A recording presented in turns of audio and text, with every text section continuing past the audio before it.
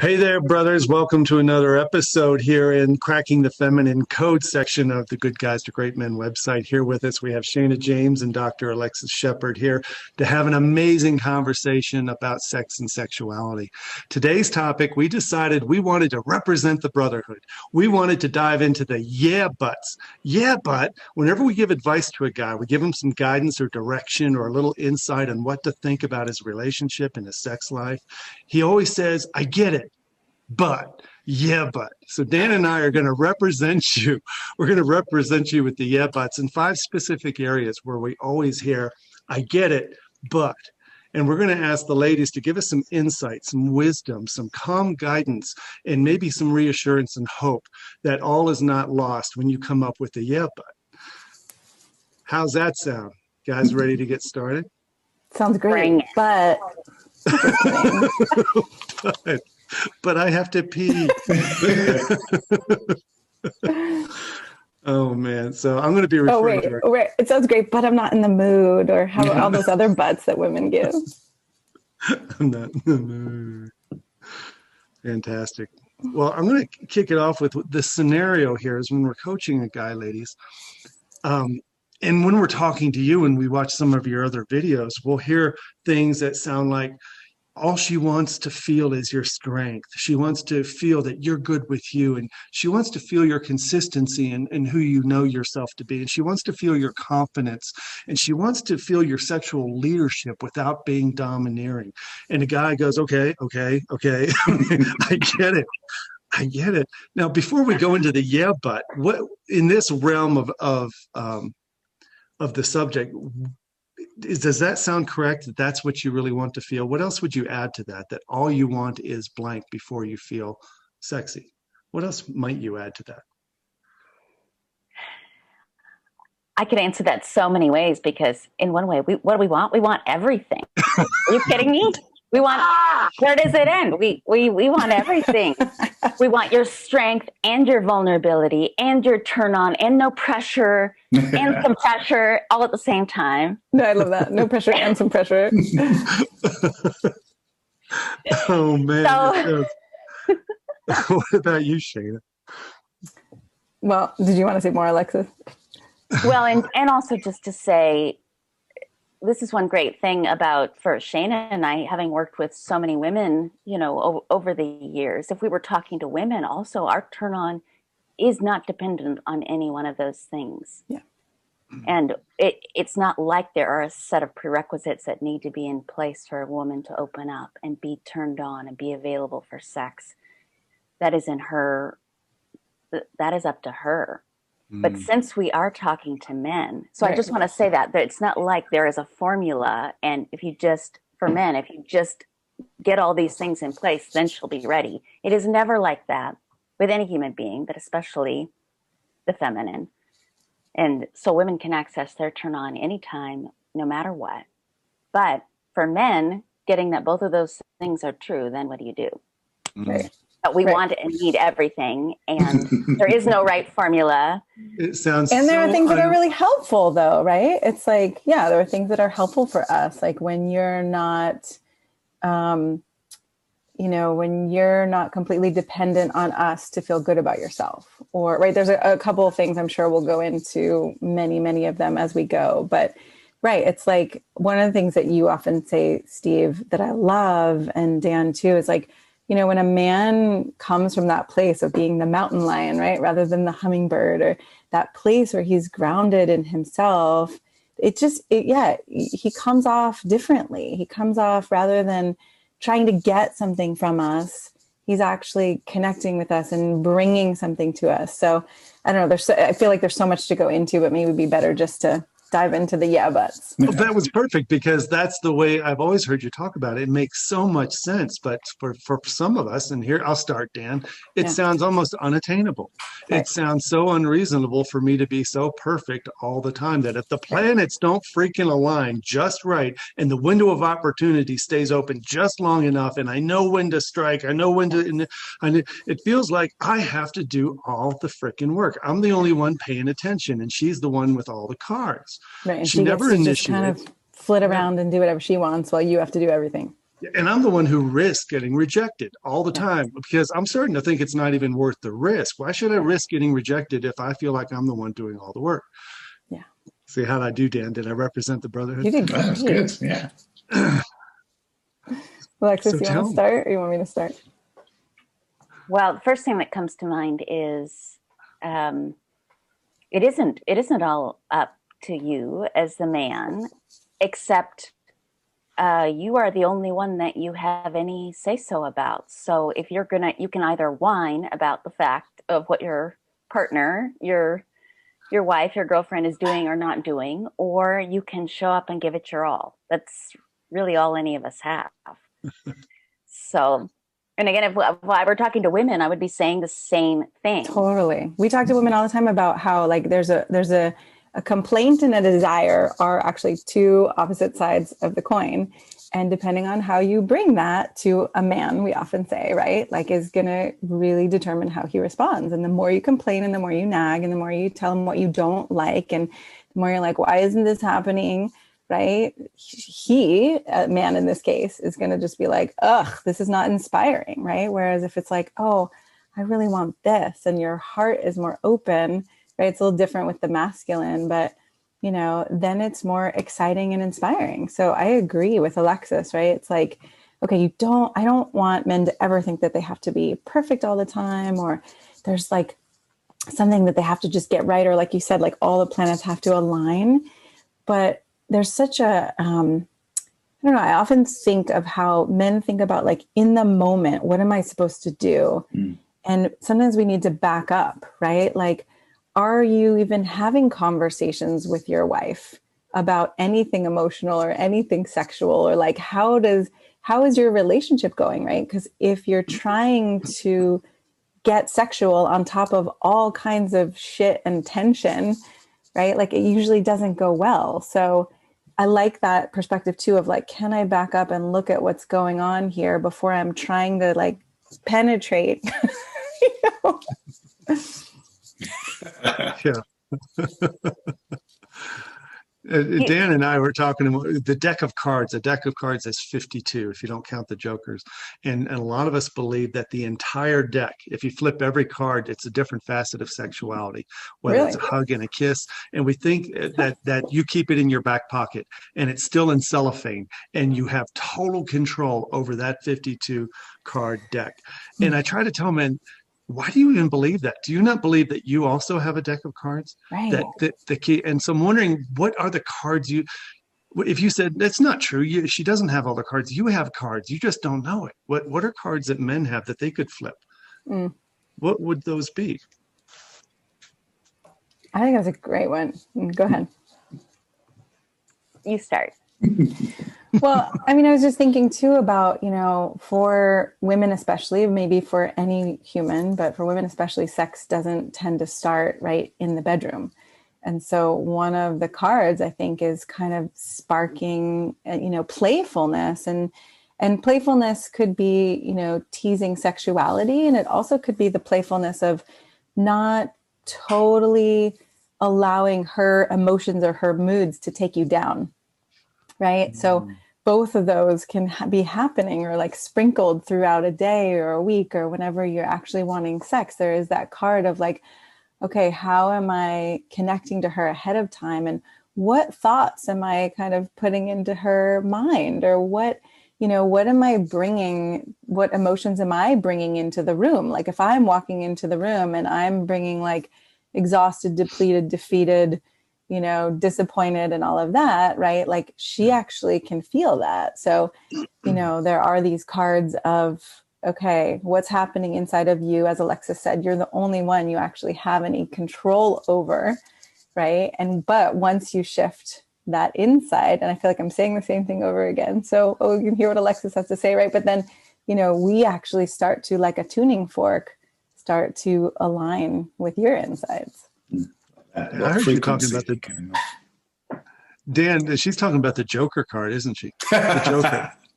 Joker is he's fun. He's mysterious. He's playful, but he's also cocky. He's kind of confident. And he doesn't, you know, he's just that guy who brings the energy of lightheartedness and safety, right? Yeah. And safety. We should talk about Yeah. safety at some point too.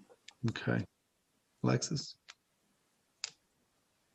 But even this metaphor of like, what cards do you have? Like you're playing a game and somebody's got more power than the other person. And so wait a minute, which are there's such scarcity there. Like she's got more power. And so either I'm going to submit to her or I'm going to resent her or I'm going to try and get some cards. So I've got some power. And it's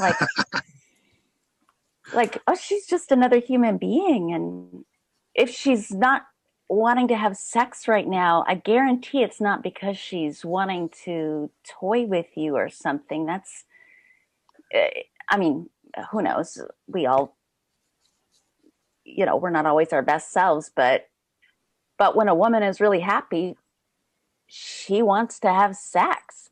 So I guarantee if she is saying no, it's not because she's got so many cards that she wants to play and you have no power. That's just a false supposition. Perfect.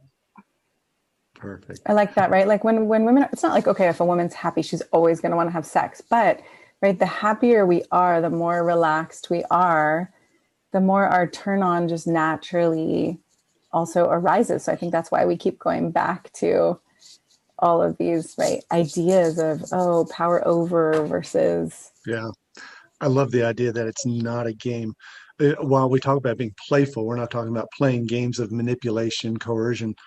But it sounds like the bottom line in this one, before we move on to the next one, is that if you think that she has all the power, you're living in the wrong mindset. She thinks you have all the power, right? And isn't that a mind screw? She thinks you're the one with all the cards if you would just pull them out and play along in a way that she can trust and feel good about.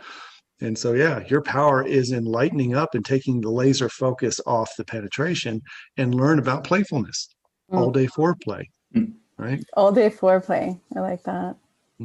Like in the card game, at any point you can get the card that enables you to win the game, right? At any point, things can suddenly change and you can have a connection that means that sex is just around the corner. Yeah, I think that too, there's like this sense that if we head in this direction and we go straight, this way, and the faster we go, the faster we're going to get to sex. And I think we as women are just so not like that. I've seen diagrams of how like men think in straight lines, and with women, it's like all over the place. And I know that can be confusing too, but there is a way, and scary, right? Because you don't know what's going to happen. And how am I going to navigate this? But there is a way, like I think of confidence as not just, I know how to do something, but I trust myself to meet, the moment or the person and whatever's showing up here, and to stay together in it. Kind of like you were saying, Alexis, like, if we're taking this as a power game, it's really different than if we're actually, together, loving each other, wanting something for each other. Thanks.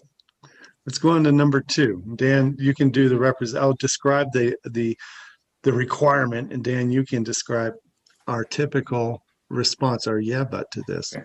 And this is the case where we're teaching, well, all she wants to feel is your desire for her. And he thinks he hears horniness. No, but your desire for her, your adoration of her, and for her to feel that you get her, you get who she is in order to open up to you sexually. That's all you need to do. What's the but there, Dan? So the but is, but she says that all I ever think about is sex. I've got a one-track mind. I'm very attracted to her, and she thinks I'm a pervert for making sexual comments. So how the hell am I supposed to convince her that what I really want is her willingness to be close, for companionship, affection, and to just connect? Who wants to go with that one? But I love the convince. How can I convince her that what I really want is, right? Rather than being that, like being affectionate and being connected. I just have a funny story too, that I had a client who was so worried about being perverted. And he like had this story from when he was young that, he was like, well, then everybody would think I was a pervert. And I said, do you mean in a bad way? And he just started laughing, and like, it just brought so much more lightness to the whole thing, right? It's like, if I can hold that, whatever my wife says about me, if she's going to think I'm a pervert, like, okay, she might think I'm a pervert. Like maybe there, we can like bringing that playfulness back is also really helpful. And I was just thinking about like how when in working with men, it's just, and again, all humans, it's like we can't see our own blind spots. And so some men come in, right, trying to convince or so heady about having sex that it's all like this intellectual discussion, or some men are using humor and then they actually aren't, connected in their hearts. And so I think that's why sometimes these questions are so hard to answer. And when men sit in front of us, we can really play with that. Like, oh, this is what's happening, or this is what you're doing that you don't see. Right. But to be more, maybe I'm going to be your client for just a second. The truth is that while we have a throbbing blue vein of desire, right? We all know that we're all 18-year-olds at heart. There is an emptiness, a throbbing emptiness of wanting to be seen as a good man, as a good person, to be touched and to be adored and to be appreciated for what we bring, and to feel safe. Now, there's a throbbing blue vein of that as well, a craving for that. And when we get called a pervert or told all you ever think about is sex, it's like, you don't even get it, right? Yeah. How do you help a guy? I mean, I would go back to having that conversation, right? Like that if the conversations are going like that she's calling him a pervert and he's like, you just don't get it. Like there's something, there's a missing, right? Like I want them to be able to go back. And first of all, I want to help a man understand, like, there is nothing wrong with me, right? With him. And if you're still looking for validation from the outside, then that's where you're going to get, all messed up. And so first we really work on that. And then I think I'm curious, Alexis, what you have to say, but then there's something about like, how are we asking for what we want and how are we communicating? And am I just saying like, man, I can't believe this isn't happening. Like, what's wrong with you? Or even something a little gentler, but it's still kind of critical or bitter, right? Then it's not going to happen. Thanks. When you said that, Steve, but it's so easy. I mean, the immediate thing that came up was compassion. And I just think about how much shame people have around sexuality and men have around their sexuality, or even just wanting to be seen as the good person, the good man that they are.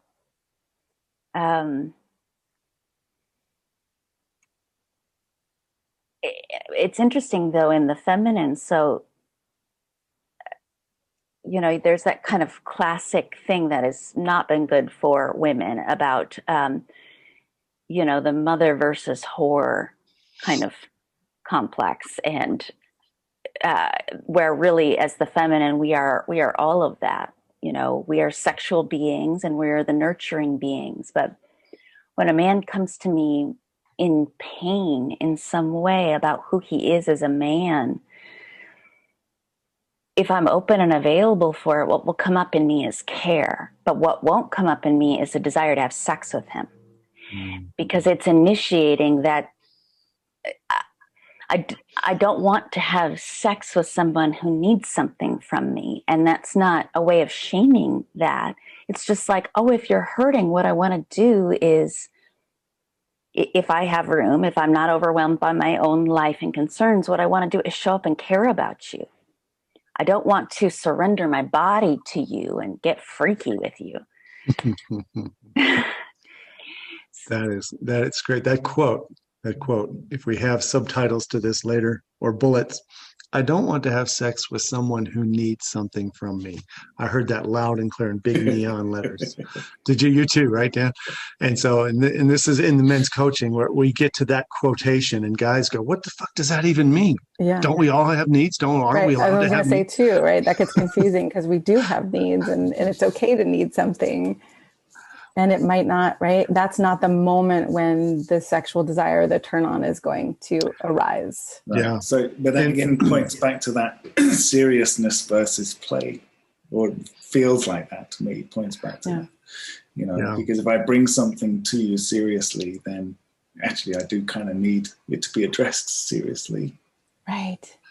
And sometimes I wonder too, like, yeah, sorry, if men aren't taking their needs seriously enough, like if you're bitter and angry and resentful, there's a way of sort of, I don't know how to say this, but it's like, if you're taking it seriously, then you're having conversations like where there's, you know, there's a vulnerability, and there's a sense of like, this is something I really need, right? Like I do need something. I do need to have this connection with you. I do need to have a sex life with you. So that's separate from what Alexis is saying, right? In the moment, like if you need me to love yourself, if you need me to tell me you're not a pervert, if you need me for those kind of things, right? That's different than like the needs that we have together, to be connected or to be loving with each other. And I want a man to bring his needs, even if it's a need to know that he's a good man. I want him to bring that. It just won't be the moment. So a relationship needs that, but that won't be the moment when I want to get freaky with them. It'll be the moment when I want to listen and I want to care about what's happening.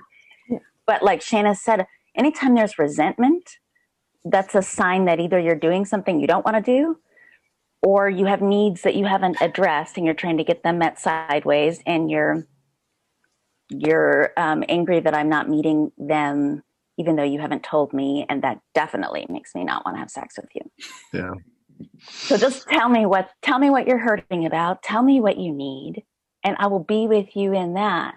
And then in some other moment, maybe 5 seconds later, maybe a week later, then bring your pervert and don't apologize for it. Even if I think you're a pervert, don't apologize for it. Let me think you're a pervert. And we can introduce I our two guarantee perverts. it will melt me. Yes, exactly. Because I guarantee I'm a pervert too. Right.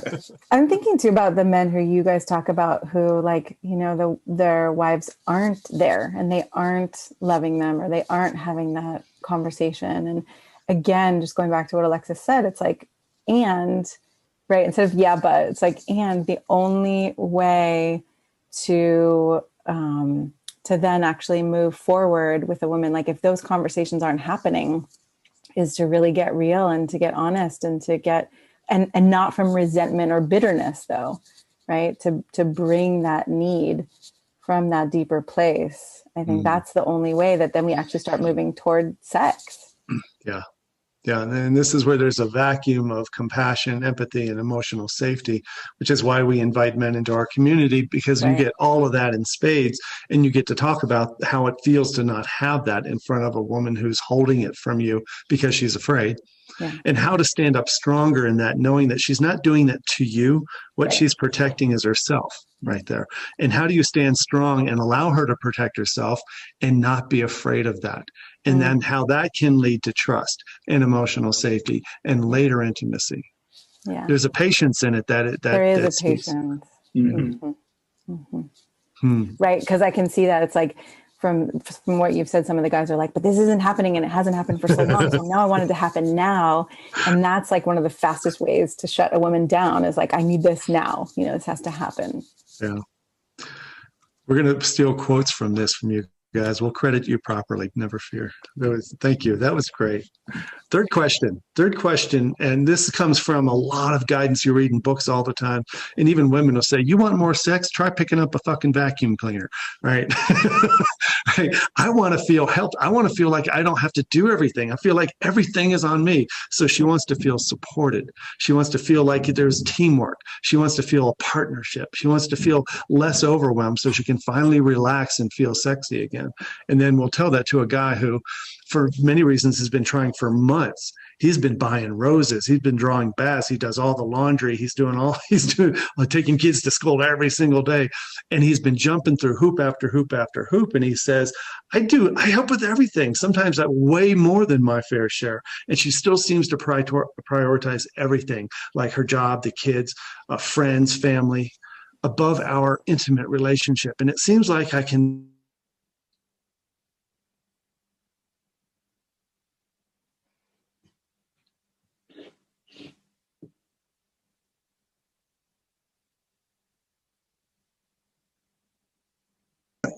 That's great. You will never be able to do enough to earn a woman's attention. And as long as you think you have to earn it, it will not be compelling. And it will not have me open up as long as you're trying to earn something from me. Again, like I have the power and I can grant it to you. Mm-hmm. Can you say more about that? I know you were just dying to get that out, and I was just fist pump. Yeah. First, no, that earning a woman's attention is not a thing, right? So if that's not a thing, what is the thing, Alexis? The thing.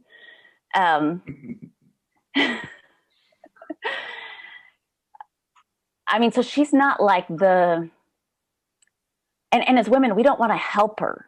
We don't want, because then it feels like another child. We don't want the man to help us with everything. So then we'll finally give him something else, like a child. Like, oh, if you just help us enough with all the chores of the house, then we'll give you sex and affection. Or a lollipop. Yeah, exactly. But I think one thing that is good for men to get is with the feminine, control versus surrender, and how enormous those are. And most women aren't even tracking that. But everything that has to get done, whether it's with the house and kids and everything that has to go to make life run, there is part of her brain tracking that, and part of her that is anxious and scared of being out of control and feels like it's all on her, and that somehow it reflects on who she is as a person, as a woman, as a wife, as a mother, and is like, if she is not used to letting go and surrendering, some part of her is waiting until everything is done before she lets go. Only the thing is, there will never come a time when everything is done. Yeah. So this is the thing. Part of it is, if she's got too much on her plate, she won't be able to let go because there's a lot of stuff to do. So just getting that. But part of it for a man to get is, women are walking around tracking everything and scared of being out of control. And waiting for everything to be done, only that time will never come. So don't wait for that to help her switch from being in control to letting go with you. I love that, right? Not waiting for that. What are you going to say, Dan? I was just going to say, it points towards, oftentimes I think guys will ask questions, try and ask questions to kind of feel out the ground, see whether it's a good time, versus making invitations, creating some kind of opportunity to connect in some way. Yeah, right. And it also just speaks to me what you said, Alexis, that like a lot of times that the wanting to feel supported, like some men are doing all those things, right? Those men tend to identify more as pleasers, or like, I'm helping, I'm doing the thing, but they may not be emotionally supportive, right? Because all the things, as women are walking around tracking all those things and being afraid to let go of control, there's an emotional aspect to that as well. So, a lot of women end up wanting to get divorced because their husbands think, oh, I'm doing the right thing. I'm working, I'm making money, I'm helping with the kids, and she's just like, but I'm alone. Like, where are you? You're not even here with me. So I think that can get confusing too, when for some men, they're doing one thing and other men are doing another thing. And yet, right. So if you're constantly focused on what to do, but you're not focused on, how you're being, or whether you've actually like looked into each other's eyes and said like, I care about you, or I love you, or any of that, then right, she's going to be not only tracking all the things to do, still not letting go because there is no earning a woman's attention, but then she's also going to be feeling this like alone emptiness inside of her. Let's close on this one. There's one quote I hear a lot from women, and that is, when it comes to chores and helping around the house, it's not that I want him to do stuff for me. I want him to want to do those things. And that's, it sounds very simple, but to unpack that takes a long time for a guy to understand the difference between doing and being. She wants him to be the kind of partner in her life who wants to do those things. So he doesn't even need a list. He's got his own freaking list. He already knows what he's going to do. He also knows whether he likes to change diapers or not, and he does it even though he fucking hates it, right? But he's not looking for the next brass ring to be able to get a kiss, right? He's just running his own life. I feel cared about as you say that. And I can just feel my heart soften where it's like, oh, someone wants to care for me, wants to take care of me. You know, as a strong, independent woman, it's really hard for me to ask for help for all those things. And when someone actually wants to, right, and knows and is tracking what's happening, then there's also a way that I can feel safe. So then I can start to relax and not think I have to be in control all the time. And it sounds like you guys are saying his want to needs to be communicated through his actions, not through words. He doesn't need to be whining and complaining. He demonstrates his want to by who he's being, not what he's doing. I think there can be some of both. I was just thinking the difference right between like, I want to help you, but you're not letting me, versus like, sweetheart, I really want to help you. Like, I want to take this off your plate. There's a whole difference in tone there too. I think that's cool. That's a good distinction. Maybe maybe a little bit in there as to, in the moment. Like so we'd already organized for you to do that stuff and me to do this stuff, but I can see some things like you're struggling with what's going on right there, or, we'll just do something. I've just done that thing, even though it wasn't on my list to do, because I could see that actually it was going to help you with what's going on today, like where you are today. Just having him pay attention and notice and be curious about it, and have it matter if I'm struggling, and to be proactive about it, whether it is taking care of something that's on my plate, or saying, hey, pause for just a moment. It seems like you're overwhelmed right now. Like, do you know I've got your back? Or do you know that like what can I do? I'm gonna help you with this. You are not alone in this. If a man can see through whatever I'm doing, not wait for me to hand him chores, and stop me and see into me and see through my harriedness and care that I'm anxious or I'm frustrated or I'm overwhelmed, and just be like, this matters to me and I'm right here. I get you're having a hard time and I'm right here. What are we going to do? And maybe it's running an errand for me, and maybe it's throwing me down on the bed. Okay, before we move on to the next one. I was just going to do that. Yeah, it's 11:58. Check my child, because he came in and is not happy. And hold on, let me just go navigate that. I was going to offer that we've covered a lot of ground so far. This part Dan can edit out, and I can go right to wrapping this up, and maybe with final thoughts, because we have 2 more questions that could take us 20 more minutes, and that's a long video anyway. Maybe we do those in another video. Yeah. Dan, what do you Okay, think? let me just go set up Ari for a couple more minutes, and then we could wrap up. In the energy with which you and Alexis just ended was really, really good. That's a good spot, nice, especially that. Did you feel the same thing? That last thing was really good. And I thought, wow, we should just stop there and not try to improve on it. We're on the same page. Yeah. This was fun. Yeah, it's a nice dynamic, I think. I love the way you get down to some very root stuff, Alexis. I mean, the thing that, and I even put words in there and you picked them up right away. Earn her attention. Like, wait a minute, earn, the word earn, right? Which is like get or persuade or convince, right? All those words that men use, they don't see the toxicity in them. They don't see the dysfunction in them. And you get them right away and you just go right to it. And I think it's so cool. I realized I wished I had paused to ask, because you were like, what's the one thing? And I didn't have a one thing, but it was clear you had a one thing. No, I didn't. I'm playing the dummy, right? I just want, if I don't have to earn it, then what do I got to do? And it's a complex answer, because of course, I won't even go into it. The answer is complex, because we like things simple. I do this, I get that. I do this, I make money. I feel do like this, I that get it. feels like a trap in a way. Like you ask these questions and then I'm like, right, because the perspectives are so different that somehow I'm like, I don't even know what I just said. I don't think it made any sense. I don't even know if it mattered, but like, right, it's confusing in that way. Oh, we're trying to help guys see that when they're asking what they think are rational questions, like how do I persuade her? How do I convince her? How do I earn Yeah. her attention? That they're living on a different planet. They Yeah. have to get used to the fact that there is another planet of thought, the feminine thought, that when you say earn, convince, persuade, you're shutting down already even before their sentence is over. Right. It's like earning my attention isn't a thing.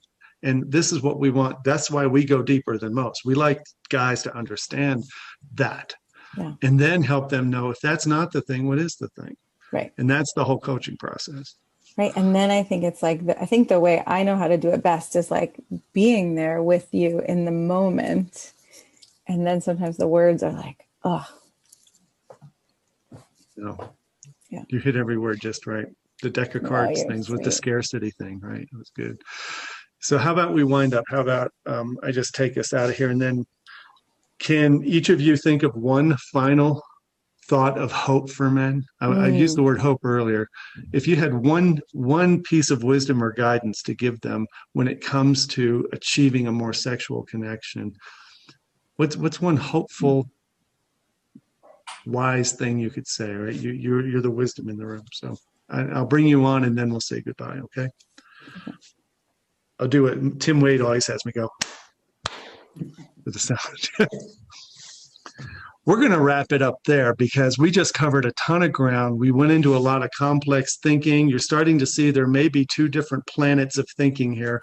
And this is what coaching is all about, you guys. When you hear something that doesn't sound familiar, but it sounds curious and you want to know more, this is what we do in all of our coaching forums, whether it's one-on-one or the roundtable or the divorce bomb course, whatever, we go deeper. So these ladies have brought to you some wisdom that maybe you weren't prepared to hear. And what I'd like to ask each of you, Shana and Alexis, is what's one thought or one word of wisdom you might share with guys in the realm of improving their sex life? Shana. You want me to start? Well, okay. The thought that comes to me is that nothing you want, right? No desire you have is bad or wrong. And when you start to recognize that, like, oh, it might not be compatible with the woman who I'm with right now, or I might just not have inspired her, or I might not have helped her feel safe, about that desire, but that it's not wrong or bad. And so when you actually recognize like, oh, I don't have to defend or protect or prove myself, I am I right. And kind of like we said in the beginning, it's not like a woman doesn't want to be your mommy, right? Like we want to have this collaborative, mature connection. And so when you let go of needing to prove yourself and you get like, oh, everything in here is good and right. It's just about connection, collaboration, creating something together. It really just shifts the dynamic. So I want to bring you that sense of hope. Let go of needing to prove yourself. Yeah. And that you're like, nothing is bad or wrong. Yeah. It's, just a matter, it might be a different person or it might be a different moment, or it might be that you haven't really gone to the depth of whether it's vulnerability or inspiration to like really connect with your partner to help her understand why something is meaningful for you, why you want it, why it's exciting, Thank you, Shana. Great. Alexis, take us out. You asked me the question again. What's one word of wisdom or thought or insight that you think can give men hope who are trying to improve their sexuality, their feeling of strength in their sex life? From everything we've talked about today, what hope is there for men that you have to offer? To know that however the woman in your life is responding right now, like that woman or women, the world, that she needs your love. She needs your turn on. You have gifts to give, and own it. The more you just own what your heart wants and what your body wants without apology, the the more it will serve the woman in your life. Mm. I guarantee that's what we want, even if we don't know that we want it yet. I love that. Even if we don't know that we want it. Yeah. And that's the very, very a beautiful answer to the question guys have. The last yeah, but is, how can I possibly improve my sex life by focusing on me? Because isn't this a 50-50? No, so you just answered the question. If you can focus on that truth that both of you just articulated about a man's value and about when he shows up in his wholeness and when he knows he's good enough, by focusing on that, it automatically has an energetic impact on the sensual relationship. And then there's that balance, the curiosity about her, right? Like, what does she actually like and want? And have you asked her recently? And, and then we could go into more detail about how you do that, right? Which is what the coaching is. But I love that, right? The knowing yourself and then getting really curious to discover who she is moment to moment, day to day, because we are always changing as feminine creatures. Mm-hmm. Yeah. So in this video, we're going to have a description and some tags down there. We want you guys to know how to get in touch with these ladies if you want to talk to them personally as a client, have a consultation call. There's all kinds of value they can bring to your life. So look down in the description so you can get those tags and get the links to carry on the conversation. We'll see you guys in the next video. Thanks for being here. Thank you, guys. Thank you. Thanks.